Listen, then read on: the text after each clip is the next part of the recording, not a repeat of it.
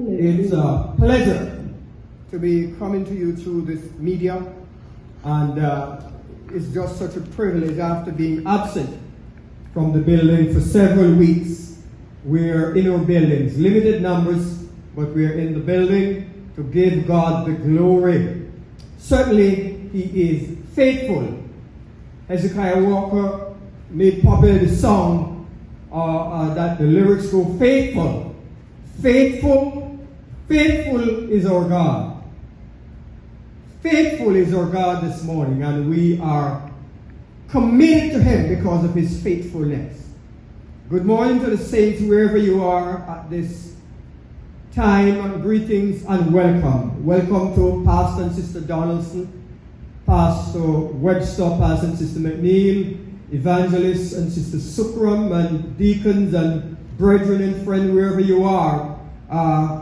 Elder Wedderburn and Sister Wedderburn, and just the great family of God. Welcome to this occasion where we can give Him the glory, give Him the praise that's due to Him.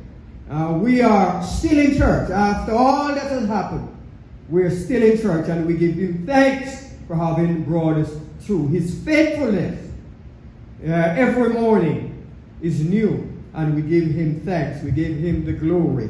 Welcome to Sabbath School. We are studying this morning His faithfulness, and we give thanks this morning. I give thanks that my family is in the house with me. My wife, Sister Bent, my sons Andrew and Brian is here with me.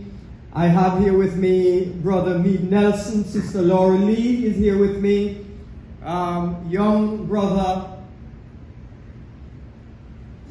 Ethan is here. Sister Madison and Sister Carice is here with me, and Brother McCallum is here with me. And I give God thanks for the people of God who at this time I would consider pioneers and explorers, the first to come out after this horrible pandemic, just to have a presence in the house of God and to lift up His name. We give Him the glory at this time. Faithful is His faithfulness is our lesson for study and discussion.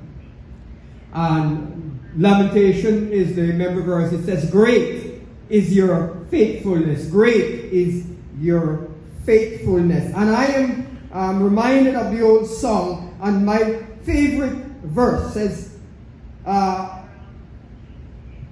great is thy faithfulness, O God my Father. There is no shadow of turning with thee. But the last verse says, pardon for sin, and peace that endureth. Thine own their presence to cheer and to guide.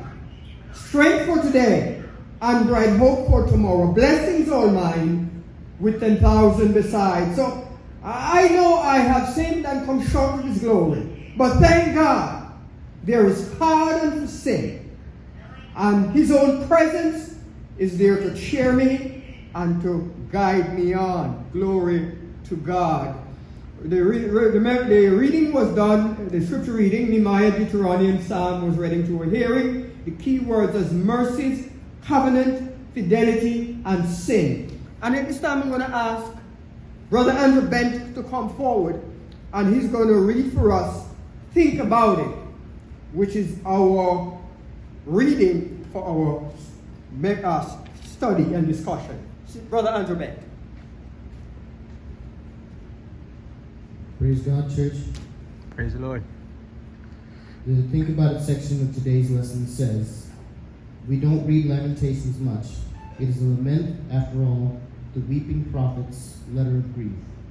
Jerusalem is burnt, temple torn down, Israel is slain or in captivity. Her sin has overtaken her, the covenant is shattered. In this darkest hour, we don't expect Jeremiah to offer a gem of hope amid the ruin, but he does. In this mostly avoided book in the Bible, a most beloved passage shines forth. Through the Lord's mercies we are not consumed, because His compassions fail not. They are new every morning. Great is your faithfulness.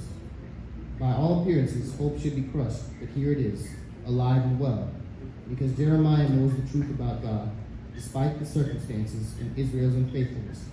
God remains faithful. It is a core covenant conviction across all the ages. I will sing of the mercies of the Lord forever. With my mouth will I make known your faithfulness to all generations. Psalm 89, verse 1. God's commitment and its relationship to the covenant is noted at the start. God is reliable because the Lord loves you and because he would keep the oath which he swore to your fathers. It's who God is.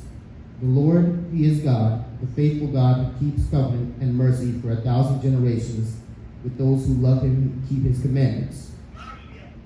We learned in lesson 6 that no word says relationship like covenant, and we define the divine covenants as a sacred bond forged in sacrifice. No word is more basic to that bond and necessary for preserving it than faithfulness. In a free, loving relationship between God and Israel, loving fidelity ensures covenant continuance.